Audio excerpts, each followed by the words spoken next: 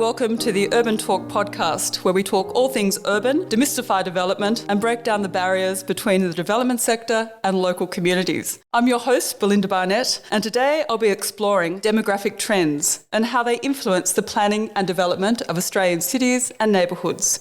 It's a topic that's particularly relevant because on the 28th of June of this year, the 2021 Census findings were released. And I'm really keen to take some time to understand some of the key insights and learnings from those findings. To discuss this topic, we'll be crossing the border into Melbourne. And just to our listeners, there may be some variations from the normal quality of the audio. I'm really delighted to be able to be joined today by Simon Kuestenmacher, who is the co-founder of the Demographics Group and also the Director of Research with that group. He's also an acclaimed presenter and he's a regular writer for The Australian and the New Daily newspapers. So welcome, Simon. Thank you so much for taking the time to join us. Thanks for having me.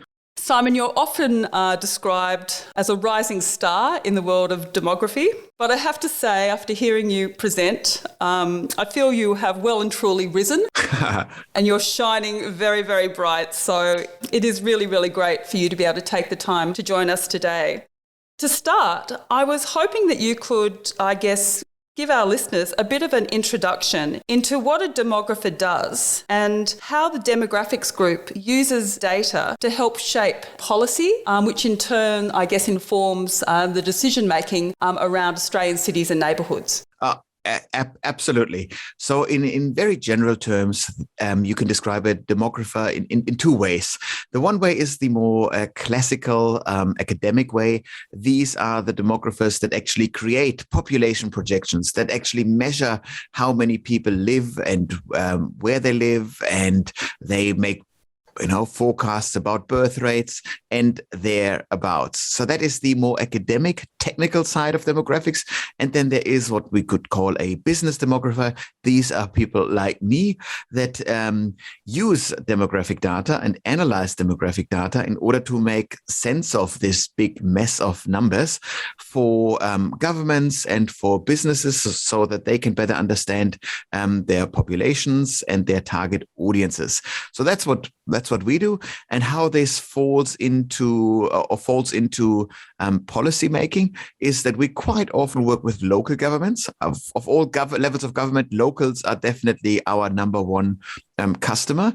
So we help them understand how their community has been changing, how it will be changing, and what sort of needs are occurring. And quite often with demographic data, we see problems arising clearly decades in advance.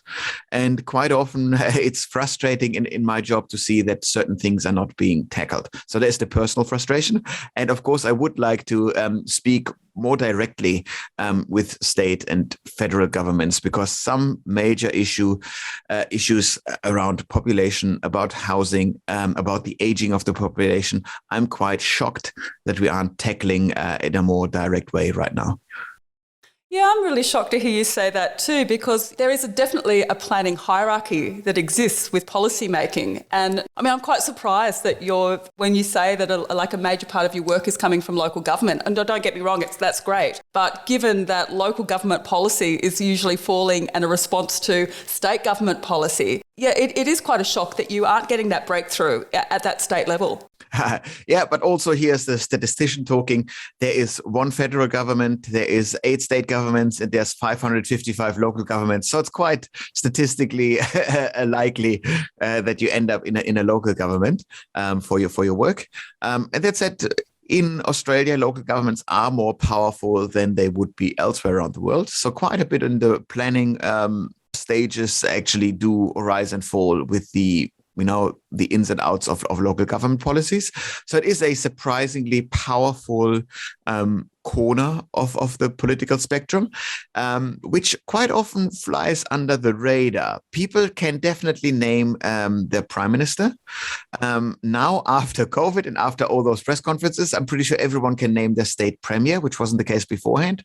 But I would say very few people know their state MP or their local MP, and people have absolutely no idea who's running their local government. So you have a surprisingly powerful political class that goes absolutely unaccounted for. Yeah, and it's really interesting because certainly my experience in community engagement is that people don't tend to get involved in local policy making until they're confronted by an issue, whether it's a development that's going up within their neighbourhood that they don't like. But it's not really until that point that often many take the time to become engaged in that local policy making. Exactly. And so you end up with a local government culture or a perception of local government, which is very reactionary. So therefore, the perception of local governments being the NIMBY level of policy is quite annoying. And it makes sense, So a couple of neighbors are annoyed by a 5G tower coming up. They're annoyed by some parking garage coming up or whatever it is. And then interest forms around this. But it's not a proactive policy making that says, we look at demographic data, we understand that this is increasingly becoming a family suburb. So where do our childcare facilities come from? And so on. This is a more complex issue. And it is, of course, very hard to get people engaged for something that is not immediately pressing to them. That would, however, massively help their suburb, simply because people have busy lives and they can't, just hang out and look at demographic data all day, every day, as I do for fun. So that's hard to ask. But there is much more community engagement that can be snatched up from the local population. And in a way, every now and then I see really great case studies of democratic engagement into policymaking. Victoria forced, kindly asked, nudged every local government area to write a policy, a vision, those big 2040 visions that every local government area wrote. They are quite fantastic. They use approaches of deliberative democracy where people ask to hear feedback from the local community that is really representative of the folks that live in the community. All those things are really cool. And as long as you fold those mechanisms back into policy decision-making, then you have a very, very good tool. If this is done correctly, I'm always very happy with local governments being strong. That said, you hear lots and lots of absolute nightmare stories of Australia of how you can't even manage a clear way through a road. Sydney Road in Melbourne comes to mind, where the local government, it's 2 or 3 local government areas involved, and they can't sort out amongst them to say yay or nay to a clear way. And that stuff is just shocking. That is small scale resources wasted of a government area. There is these are questions where a larger body like the Greater London Planning Authority would be helpful, that can just make a decision. Whether this be a smart or dumb decision, doesn't matter. It's just that we actually get out of the gridlock of not getting stuff done. Yeah, it's interesting too, because you say that a lot of the findings that you are taking from the data sets, you can forecast decades in advance. You can see problems arising decades in advance. Is another problem that you think that we're sort of having to deal with in government are the short political terms that either local government or state government or in the federal government are in power for, usually 3 to 4 years.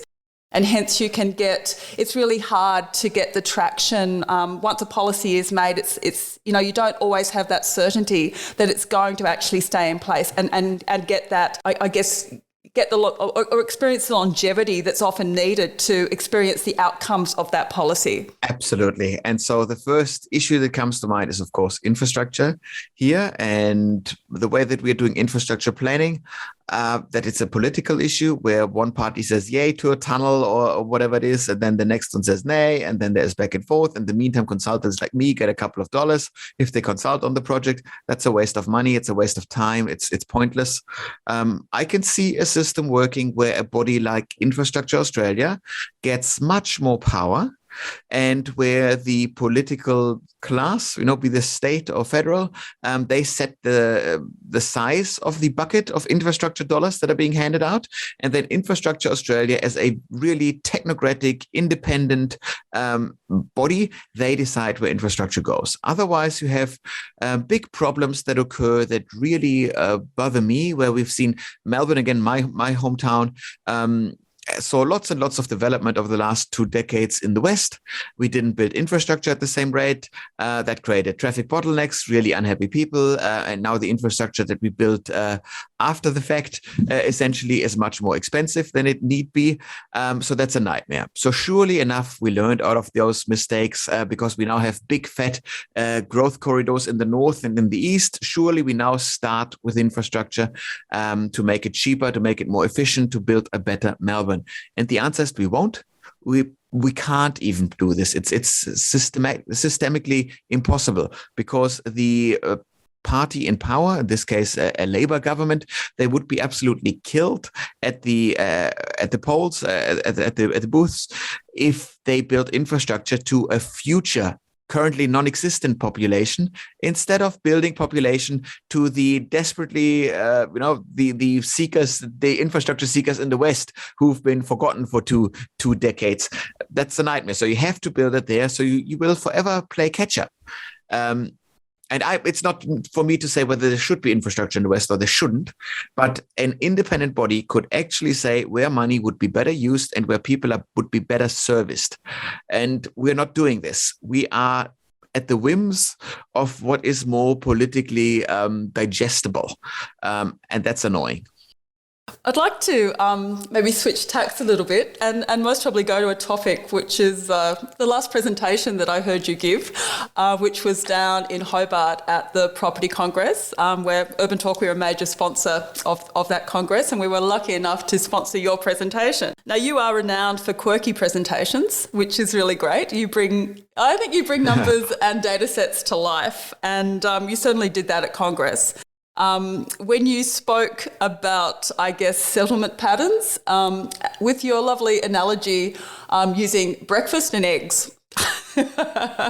And I've got to say, every time I go into a cafe on a Saturday morning and order breakfast now, I think of your presentation. Particularly, I'm a bit of a scrambled egg sort of person, so I immediately think of your presentation. But I was hoping that you might be able to share with our listeners that egg analogy, why you came up with that analogy and how it relates to the changes that we are now seeing in settlement patterns as a result of COVID-19.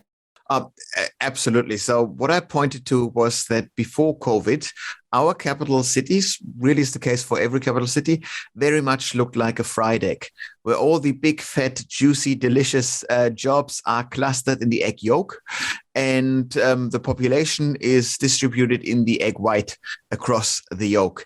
And people, in order to avoid the soul-destroying commute, or at least shorten the soul-destroying commute, were willing to pay a premium to have housing near the city center. That means the rich folks lived reasonably close to the city center, and the poor folks lived on the outer edge of the egg. And that's what we dealt with. That's what our cities look like. From a transport perspective, that's a nightmare because everyone commutes into the city at the same time in the morning, out of the city at the same time. That all but guarantees gridlock in the system.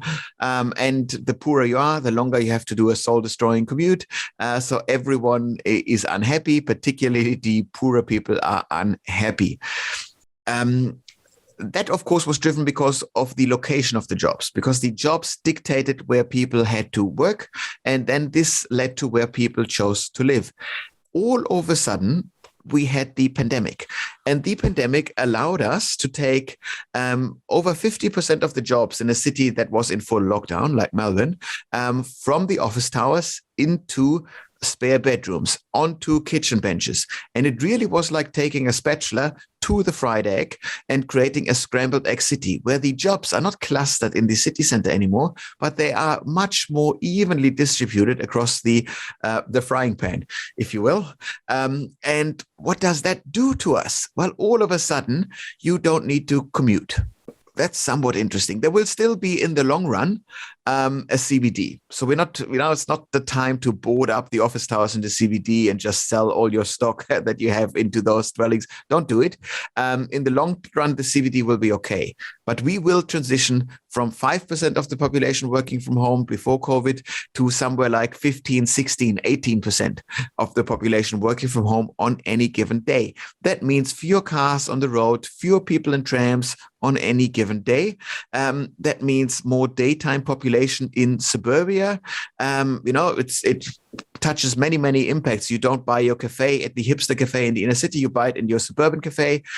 You don't go to a physio in the city center. You go to your local physio. So retail and certain services, they redistribute a bit. You flush your toilet at home rather than the office tower. So water services need to keep this in mind. So there's a bit of a reshuffling happening there. And then, of course, once you worked from home for a little while, you understand that's quite nice. I actually like this. So maybe I will not want to go to the office every single day. And if I don't go to the office anymore every single day, maybe just 1 or 2 days, maybe not at all anymore, why would I want to pay a premium to live near the city center? That lost its attraction to me. So all of a sudden, I can move to either more affordable areas, which would be the urban fringe, which would be suburbia, which would be the regional towns surrounding my city center. So that's nice. So all of a sudden, you have the population redistributing, reshuffling based on COVID. So this is the big way of how COVID-19 impacted our settlement patterns. Wow, it was only the pandemic that really changed the ways that we live in Australia. Well, it's part of the change. This trend would have occurred anyways, to a lesser degree, even without a pandemic, simply because the millennials, which are the biggest generation in Australia, these are people born in the 80s and 90s, they are now reaching the family formation stage of the life cycle. And they are still, largely clustered in the hip inner cities as couples in 1 and 2 bedroom apartments. They will now bit by bit add 1.7 kids to their families, and they will want a spare bedroom with a door to keep the kids and the cats out of their Zoom calls. That means, well, where are they going? They can't stay in the hip inner suburbs because there are no 3 or 4 bedroom dwellings available.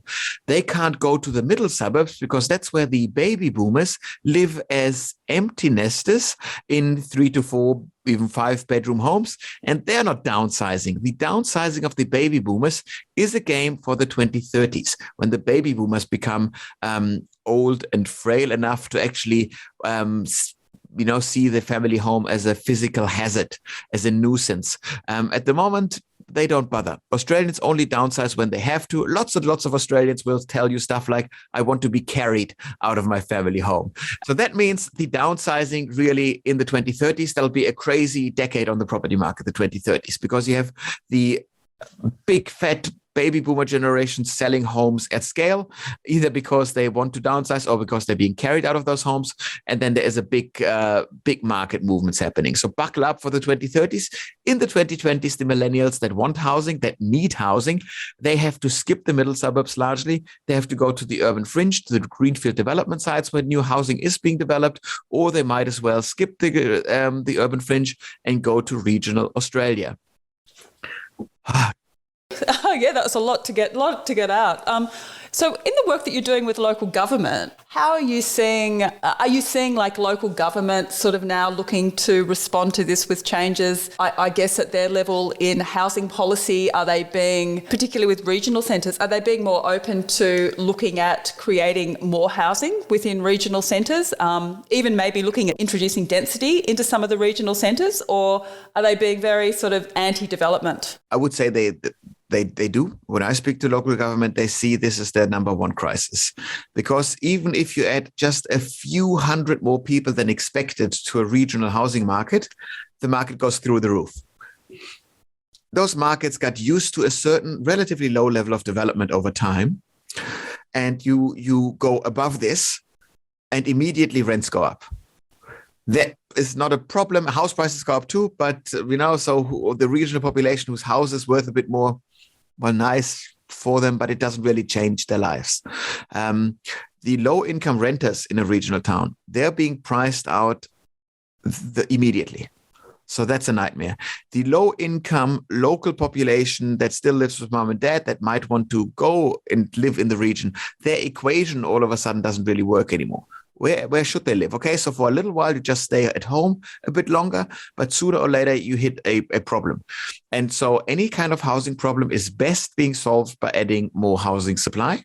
And so slowly, the regional markets will react to this. So this is something where I see at least a bit of a change when I talk to local governments, that local government areas understand that they need to make more land available. So it's zoning issues. Sometimes it's rezoning for them. That just means that now that regional towns will get more and more knowledge workers, the whole idea of mixed zoning becomes actually quite easy. Why wouldn't you have a bit of an suburban accountant who moves to regional Australia? Why wouldn't they be allowed to open shop wherever they want? So all of this. So there's a bit of rezoning happening. They will need to make more land available. That kind of work. So let's assume our local government area manages this well. Fair enough. Good on him. So they do their part. They might even build the relevant roads and pipes and whatever they need.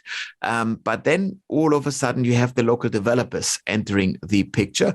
Those local developers got used to a certain level of activity. They have the workforce to deal with that activity. So now there is heaps more activity. So they go, well, no worries. We'll just hire people and build more staff. Well, congratulations. This is where the skills shortage hits, which is the single biggest issue that I'm talking about at the moment to people, is that Australia, as a migration nation, we very much got used to migrants coming to Australia. In net terms, we took in 180,000 net new migrants every single year before the pandemic. And instead of doing this in the first year of the pandemic, we lost 90,000 people. So that's already a difference of 270,000 people in just 1 year. Add on top of this, a second year of the pandemic, and then a slower migration intake for a couple of years after this. And we have a skills shortage that will be with us for the next little while for sure. Then we will amp up migration again to previous levels as we accept that we really lack workers. We need more. We will amp up our intake a little bit. That works for 3-4 years. And all of a sudden we reach in the 2030s, we reach an issue where we realize that globally speaking, the total number of humans of working age are starting to shrink. So as of the 2030s, workers will be an ever rarer commodity to getting hold of.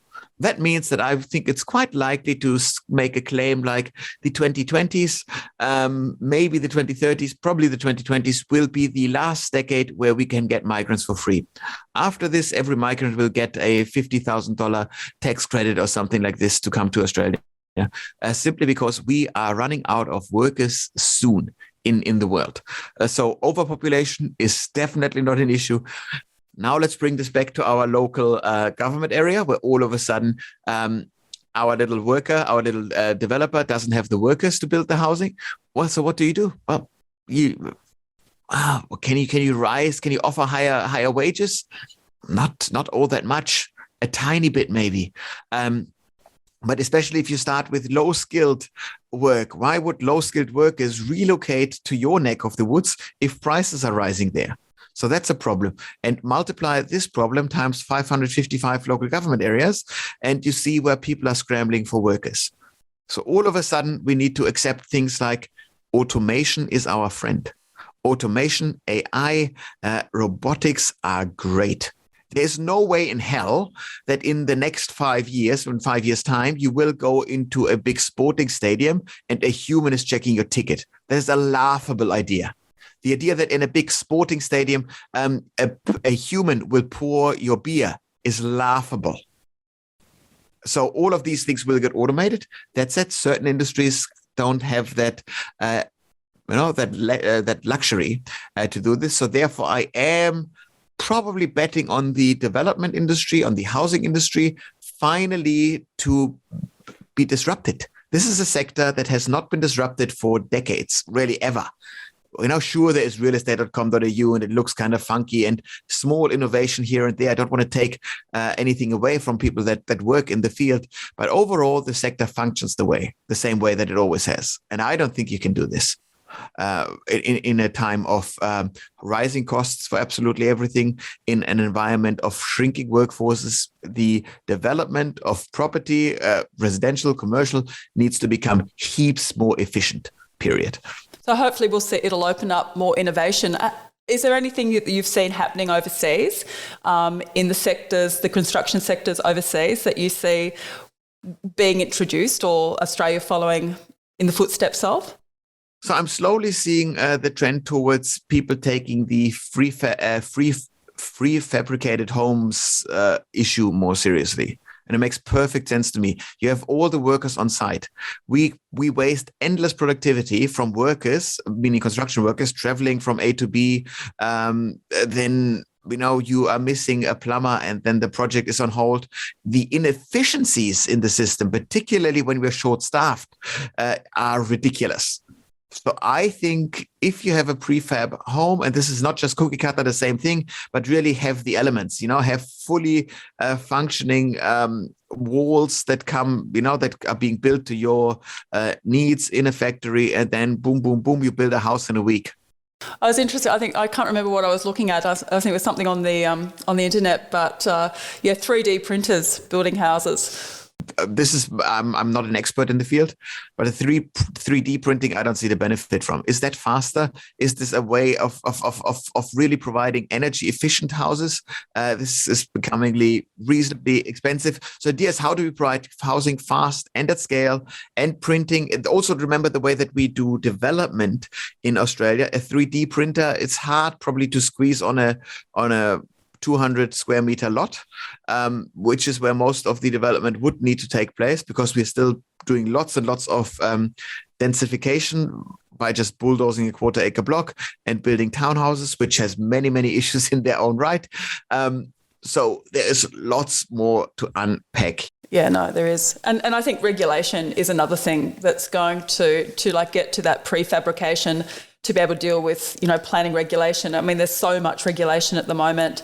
We've seen lots of issues sort of coming up in the construction sector, particularly with some of the density developments, things to do with the facades, materials and facades, and, issues with those. So, yeah, I think the whole being able to safely, modify red tape to allow, these new construction methods to actually open up and to be able to meet this supply crisis. Yeah, it's a very challenging time. Very much so. We had a state where we need to tighten red tape and where we need to loosen red tape. So this whole thing needs to be completely overhauled. Remember that according to my construction contacts, some of the townhouses that we built on top of the bulldoze quarter-acre blocks, they tend to have a life expectancy of 35 years, which is obviously an environmental scandal, but it's also economically dumb, because right now we are a rich country, and we should use our wealth to invest it in a lasting way that lasts generations. I want to point you as a positive case study to the absolutely horrible failed economy of Argentina. Argentina, 100 plus years ago, was the richest country on the planet. They got rich with cattle, beef, and whatever. But they invested their money at the time and built massively, really strong, beautiful, medium to high density houses in their big cities. This housing stock, even though it got largely ignored over the last decades, is still providing a somewhat failed economy with recent decent quality of life. So that's helpful. We failed to do so. We need so much of our limited worker base. We need to put them aside to renovate our crappy housing stock. That is not smart in an environment of 20, 30 years where we need them down the track. And this will be, the global workforce will be shrinking like crazy in 30 years. So we can't have workers earmarked for stuff that's avoidable. So that's a problem. So high quality housing stock, this is where the red tape is needed, that you build houses that actually stand the test of time. So a house that can't plausibly be said to last for 100 years should not be allowed to build anywhere. And most of your local government areas would be shying away from this. Because then housing costs would go up even more in the short term, even though it would be orders of magnitude cheaper in the long run. It's scary actually when to hear you articulate all of this and these insights. It really is. It's a discussion that needs, it's a topic that needs much more discussion. And particularly, as you said at the outset, at the state government level and national level to really provide that overarching direction. I wanted to just touch on the 2021 census results. I guess for you, for those coming out, you must feel a little bit like a kid in a candy shop getting the census findings. Yeah, and I did the math. It is 5 times as good as Christmas. Christmas comes around every year. That thing, census data release day, comes around every 5 years. So it's a wonderful day because we finally get to understand what Australia's actually looking like. And I was quite pleased that the census this time around was run during a pandemic. Yeah, it was interesting. Yeah, it was interesting having it online, actually. I thought that was very efficient. Exactly. We had 79% of the Australian population filling this thing out online, which allowed us to publish the data sooner than in previous census times. So that's pretty nice, a little bonus. So, for all the laggards out there, at the next census, definitely choose the online option. That helps everyone. It makes data easier to manage. It makes replication errors disappear, and it just gives me data faster. And that's the most important thing. From what you've been able to review, are we looking vastly different to how we looked 5 years ago? In certain ways, yes.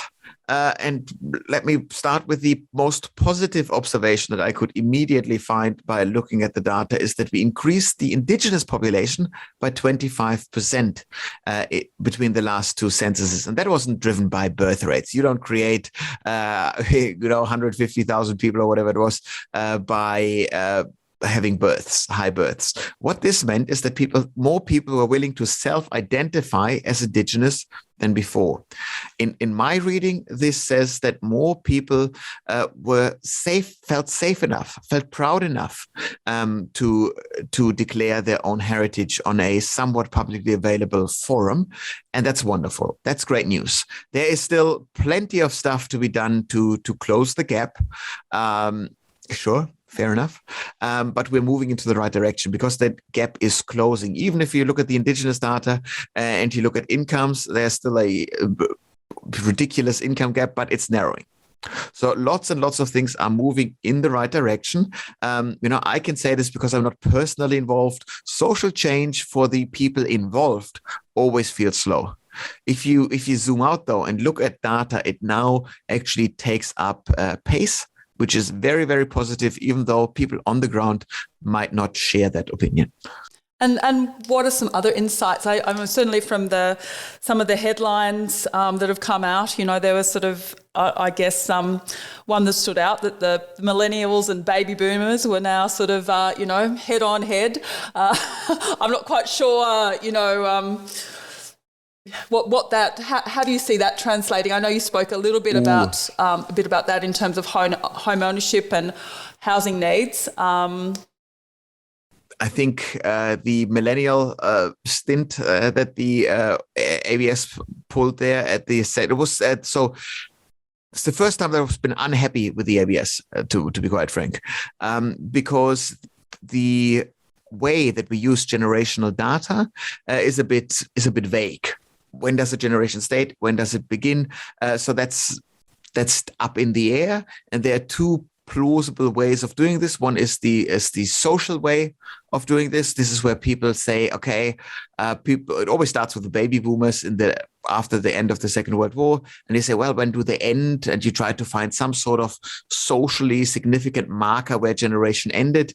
And then you move on and you do this for every generation. And then one generation spans 13 birth years. Another generation spans 21 birth years. And if you do this, you can make social observations. I'm happy with that. But any numerical observation like, wow, this generation is bigger than the other one is a bit dumb. Of course, a generation that has 21 years in it is bigger than one with 13. I find that utterly uninspiring. And the ABS, because generational stuff is such a vague data set, never touches them. There's the other option that does a generation starts every 18 years. So you start with the baby boomers in 1946, and every 18 years you give it a name, and it's a new generation. That makes an awful lot of sense if you are interested in life cycle related things, which is the data that I use, 18 years for each generation, because that allows you to say that the millennial generation is about to hit a certain stage of the life cycle, retirement or whatever it is. And at the same time, when the baby boomers did this, they look different. And you can make really nice numerical comparisons there, and everyone is happy. But the ABS, just somebody in their PR department said, let's publish something about the generations. That always worked. It had really good media attention, so it was a big success therefore. But so some of the generations got 15 years. The baby boomers got 20 years for whatever reason. And so the millennials have long been larger than the baby boomers by any interesting measure. So it's a bit of a meh point there. But the larger truth still remains, is that the impacts of the baby boomers on society are on the way out. Because the baby boomers, the oldest baby boomer now is 76 years of age. That means in 10 years' time, even the last baby boomer will be of retirement age. They'll not all be retired. They'll still have seats on company boards. They'll have talkback radio shows. But overall, the impact of baby boomers is already being handed over to the next generation. That's the small Gen X generation. We still assign them the same years, 18 years, but Gen Xers, the next generation, are really small because they were born in the 60s and 70s. And just when they were meant to be born, the contraceptive pill was introduced. That kept the generation down. In the 1970s, no-fault divorce was introduced. That meant no additional babies were added to unhappy marriages. And the 70s was a decade of low migration intake. So you have a very small generation. And so they're called the forgotten generation, because when we talk about generations, we just skip them. And that's a big mistake. Because right now, the 2020s is the decade to shine for Gen X, because there is a certain level of seniority built into lots and lots of positions. You become prime minister at 54, you become CEO at 52. This is smack bang at the center of the age bracket that Gen X finds itself in. So that means that Gen Xer values are being amplified. They take positions of power, they set strategic, they set policy directions. And so they are actually, funnily enough, even though they're the smallest generation, the most important generation, at least for the 2020s. When Gen X retire, they will very much not be the most important generation anymore. And already we've seen this. Already every state premier is Gen X. So we've already handed the reins over to the next generation. Technically speaking, Dominic Perrottet in New South Wales is even a millennial, but I'm counting him as an Xer because he doesn't quite have that millennial vibe to him. So what's a millennial vibe and what's a Gen X vibe? So the Gen X values, want to remember that Gen X is the first generation that saw their moms enter the workforce. So it's the first generation where it's absolutely normal for women to work. So they think that's normal. So gender equality is their pet project. The other pet project that they have is work-life balance. So equality and work-life balance. That's the Gen X peak projects. And so you will see those issues massively improve over this decade. My big, bold prediction is that by the end of the decade, the gender pay gap will be completely closed. There's absolutely no way in hell that under a Gen X leadership and a workforce that is 75% millennial or Gen Z, the younger generations, that you can pay men and women doing the same work different dollars. It makes no sense. It will disappear. I'm definitely serious about this. There is a legal asterisk to this comment, though, is that I'm talking about the gender pay gap, not the gender income gap. The gender income gap is where we pay predominantly female professions in the caring or education sectors no money. That will not be fixed. To be quite frank, overall good news. And I made the mistake of leading with the positive news and ending on the negative news, but that's on me. Well, I must say too, I guess that we have sort of learnt about, adapting our work environments as a result of COVID. I guess given what you've just said about, Gen X and millennials in that management environment, to achieve this work-life balance, their thinking will be much more progressive in taking on new workplace environments. Oh, absolutely. So with baby boomers leaving the workforce, moving into retirement, the idea of strict hierarchies in an organization, that will fizzle away. So we will see much flatter organizations. People in the business world, they won't be too surprised to hear that. But that also, translates to charity organizations, to community organizations that might rely on volunteers, that might rely on millennials as being the next big wave of volunteers. And good luck with that. Good luck trying to find volunteers for a stiff, crusted organization that has very hierarchical structures. It won't work. It's the same for governmental engagement. Yes. Yeah, I was going to say, what does it mean for the government bureaucracy? It just means you need to flatten.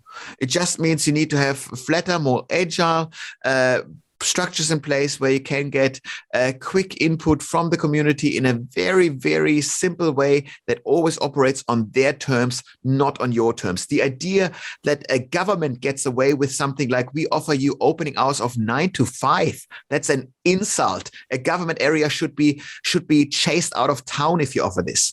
This stuff is yesteryear. This is offensive to workers. This is offensive to families where both partners go to work, and we still find this. Those governments need to be stopped. It's just that simple. These are nightmares that are still occurring. It's, I can't even, you see I'm getting outraged here, but this is yesteryear, and we're accepting this because there is no other way. And this is essentially small dictatorial mindsets at work. So if you should close your offices Monday and Tuesday, well, that's cool, but open at 6 a.m. To 10 p.m. for the rest of the week. You need to actually do work and provide services to the people that bloody put you in power. It's this kind of stuff that needs to change, and people need to think outside the box. And again, increasingly we will move this way. But in the meantime, you will just make people hate government and hate politicians. And that is the single worst thing that we can have. This is the backbone of our democratic structures. The whole idea that we hate politicians, that we say stuff like politicians earn too much money, is also laughable. Politicians earn bugger all. This is a narrative that needs to change. If you are in politics for money, you are stupid. You should, as a mid-level accountant for a big bank, you earn heaps more than the prime minister. It's just stupid. And so this needs to move away. So our stereotypes need to be updated. I'm happy with having stereotypes about incapable politicians, whatever, but you can't just claim that your politicians are incapable if you don't even manage them on the local level, if you don't even are in the know about who your local politicians are. So we do need more civic engagement, and we do need to make civic engagement easy, and we need to make it attractive. And at the moment, we are not doing all that much to make that happen. No, I agree with you. Well, as you know, we work in this engagement space, and it's really hard to get breakthrough, I've got to say, both with the development sector, in the private sector, getting them to engage. Government is quite regulated in how they want to engage. It's very frustrating. It's a space I've been working in for a long time, and it seems to be getting worse, not better, which is really surprising because technology is making it easier, which is sort of what we're trying to do, trying to digitise more practices. But yeah, just to change that mindset from it being, I guess, part and parcel of how you approach, design, how you approach development, how you approach policy making so that it's just so fully integrated. It's still very much sort of sitting in this sort of tick the box function. Oh, I've got to get this through, so I have to put something on exhibition and hold a meeting. Tick. Exactly. And that's what happens in a really hyper-structured, hierarchical system. Is you live to tick the box, and that's a nightmare. And then you lose sight of the real big issues. My favorite big issue that I'm just so confused that nobody's talking about is the simple fact that by 2037, that is 15 years from now, that is the equivalent to 2007. So what 2007 is to the past, that is 2037 to the future. By then, Australia will be home to 1 million people over the age of 85. Where will those people live? Well, how will we care for them? In what sort of cities will they live? The cities, the new suburbs that we're building, there's one thing with legacy suburbs, but the new suburbs that we're building, are they livable for people 85 plus? Are we really taking those 20-minute cities that we're talking about, walkable cities? Are we taking those things seriously? Because already we are dedicating 15% of our workforce to healthcare and social assistance. With an ever-aging society, and even though we can import lots and lots of workers, we're still aging rapidly. We need to dedicate even more of our limited workforce to the healthcare sector. And either we will do this forever and ever, and somehow magically get more people into the country to look after our old population, or we will just ensure that 1 million plus, or not all of them, but the poorer half of them, just have a really crappy retirement. Yeah, I mean, I think that the age, you're absolutely right. I mean, I've sort of also worked in that aged care sector. It's distressing to actually see it. And I also experience it at a personal level because my mother is in aged care. And I guess I just have one view. One of my views is that we need to actually start treating, I guess, employment in the aged care sector as an actual career. It seems to be treated as a transitional sort of employment and not actually building it as a career path with set steps where people can see that they can rise through the ranks and get a degree of professionalism associated with it. Absolutely. So it's a growth sector. That's for sure. There's always something to be said for that. So if you offer quality aged care services, ideally in a mobile way, meaning that you allow people to live independently in their home for longer, you have a great business for life, period. There's no downturn ever there. So that's crucial. Getting these things right. Are we doing this seriously? And even the more and more we fail in making those cities walkable, where we create meeting spaces for people that are experiencing limited mobility and so on, what we are doing is creating massive aged or old age loneliness. Because if you can't easily access the city, forget about people visiting you. That won't happen. You will just create people slowly vegetating away in their homes in splendid isolation. And there can be all those wonderful Zoom and WhatsApps and whatever out there. More than anything, this will be an isolated, slow, prolonged death that you move into. We're creating a nightmare from an aged care perspective. And planning, once again, this is a planning podcast, can help there. We can take this serious. They can, yeah. I mean, I still can't believe, though, often, with these new aged care developments, how local governments procrastinate over them. There seems to be this real fear to give them the stamp to go through the gatekeeper. They're very misunderstood. Ageing is very misunderstood by a lot of local government planners, I feel. I don't know whether it's because they're of the age where they haven't had to yet maybe personally deal with their parents going into aged care, or haven't really been involved with their grandparents going into aged care. They haven't had that personal experience, so they actually don't understand how little accommodation there is out there, particularly when you do need to have live-in care, go and live in a nursing home, whether you've got dementia or cognitive decline or mobility issues. It's quite incredible how complicated it is to get these aged care projects through government. Exactly. And we know how big those problems are from an order of magnitude perspective. And I'm frustrated because my job is to look decades into the future, and we see problems emerge that are not being fixed. And that's a problem. And we haven't even touched on the largest problem yet, which is unaffordable housing. So quite often, especially in the times of a skills shortage, housing is a cornerstone issue that always links everything together. If you live even in the nicest areas, so you look at beautiful areas like Byron Bay or Sorrento in Victoria, very desirable locations to live in. The rich and beautiful buy wonderful properties there.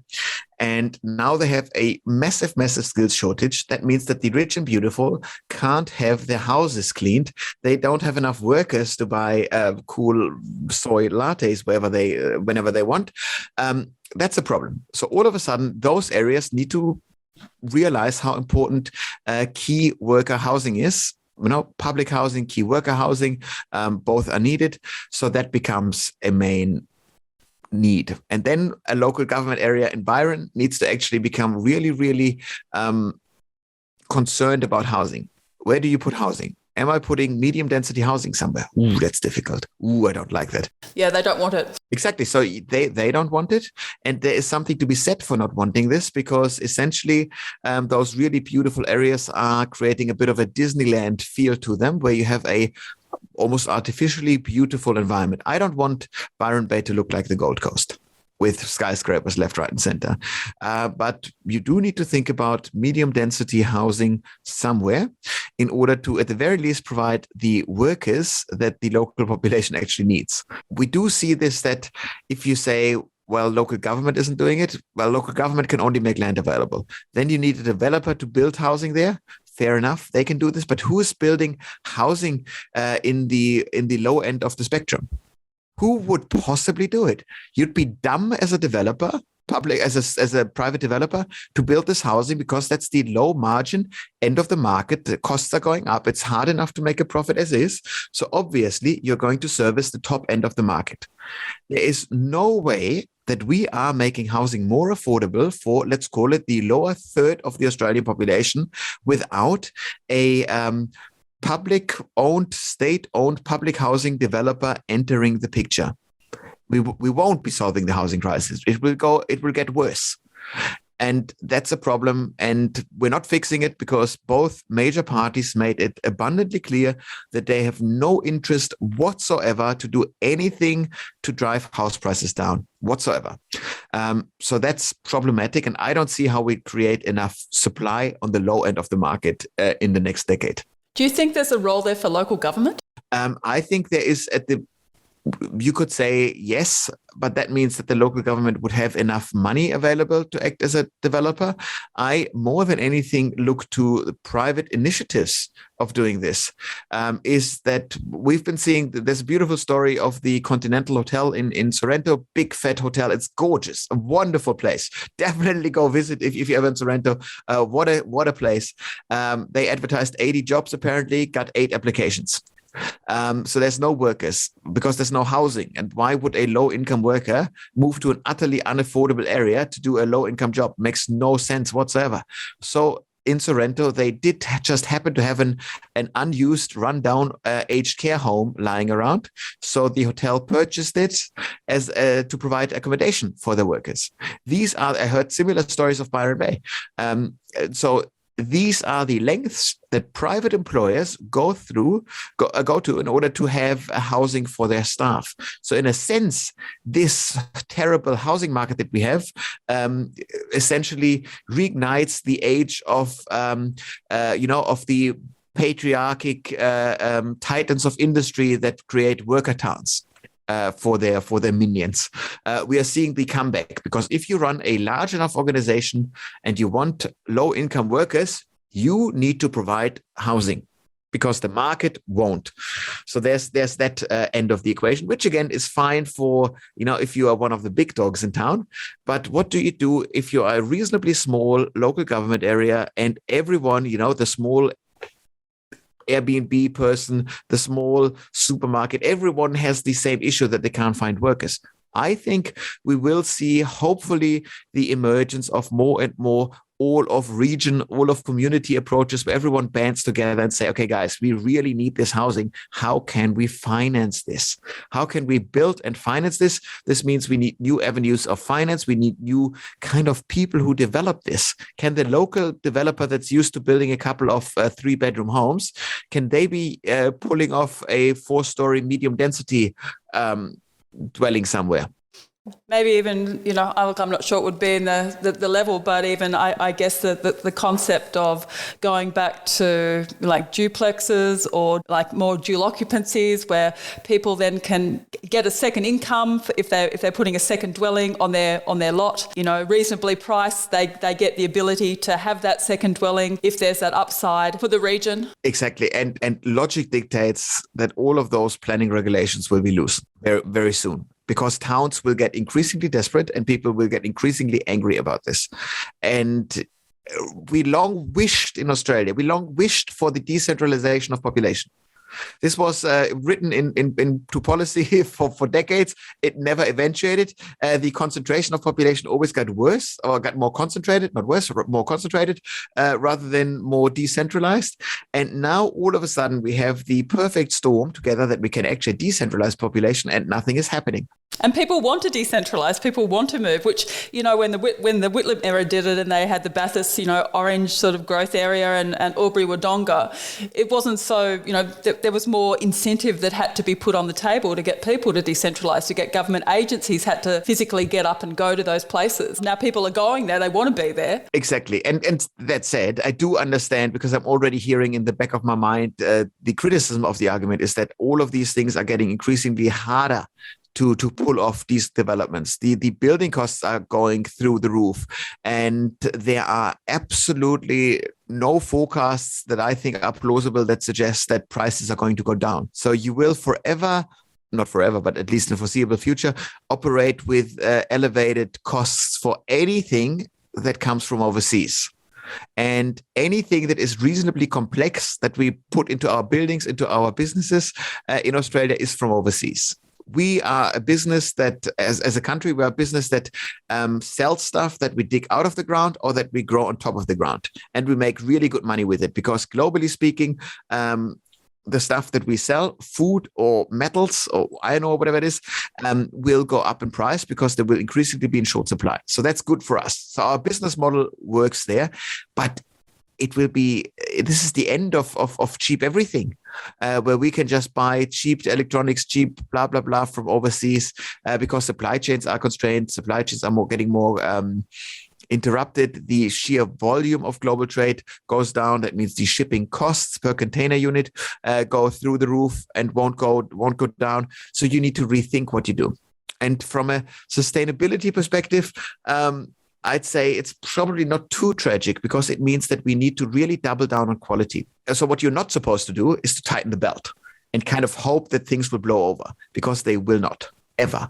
So that means you need to have you need to make cash available to invest, which might be hard because interest rates go up and so on. So you need to make cash available to buy high quality materials, high quality machinery, high quality technology in order to lengthen the replacement or the renovation cycles of your business. That will be the way forward. And that, again, is what I wished for when I talked about earlier about the quality of our housing stock. So maybe that issue is going to improve as much as the decentralization happened by accident rather than by planning, if you will. Well, do you think we are in just to start bringing it to a close, because I'm conscious of your time? Are we in good hands then with Gen X sort of leading the charge forward? They seem to maybe be in the right sort of thought plane to maybe think outside the square, as you say, and put some new and inventive ideas on the table. So the thing that makes me optimistic about a Gen X leadership decade is that they are a hyper-pragmatic, hyper-practical generation. That's a generation that researches every feature of every leaf blower they purchase to death. So that means that's probably good. So I like that. I like that element a lot. It's a terribly hard decade to manage, though. And ideally, this is a decade to look forward and to really understand what's coming. The good news is that Gen X now have teenagers as their kids. So they have the Greta Thunbergs of this generation as kids. And we've already seen what this does politically speaking. So we've seen the rise of the teal independents over the last election cycle. And these were all exclusively Gen X moms with Gen Z teenagers. And education is a two-way street within a family. So those teenagers who were in turn the first generation that grew up on smartphones, they never ever look at their iPhones and go, wow, I can't believe I lived without that, because they never did. They always had the whole information of the whole human history in their fingertips. So this is a generation, Gen Z that is, that thinks global issues first, local issues second. They think systemically. And combine this, there's a bit of knowledge transfer from the kids to the parents that are now in power that can hopefully steer us in the right direction. And we want to remember that globally speaking, with lots and lots of issues happening globally, Australia is still in a mighty good position to weather the storm. Remember that we produce enough energy and food in-house in the country. There are very, very few countries on this planet that create both energy and food at scale. So, and we are one of them. So that's positive. Well, I'm glad we're ending on a positive. I've just got one final question. If you could insert one question into the next census that you'd love Australians to answer, what would it be? Well, my wishes almost got heard at this census is that we finally asked healthcare questions. I would want a couple more detailed healthcare questions to be implemented in the census, simply because you want to remember what the census is for. The census is meant not just so that nerds like I are happy and can draw beautiful charts and maps. That's not the purpose, as much as I wished it was. The census is there to provide a social good for the country and to allow our economy to run efficiently. And we can finally understand the mental health, the chronic healthcare conditions of Australians to actually provide decent help. We can now ask questions about, is there a geographical element to mental health?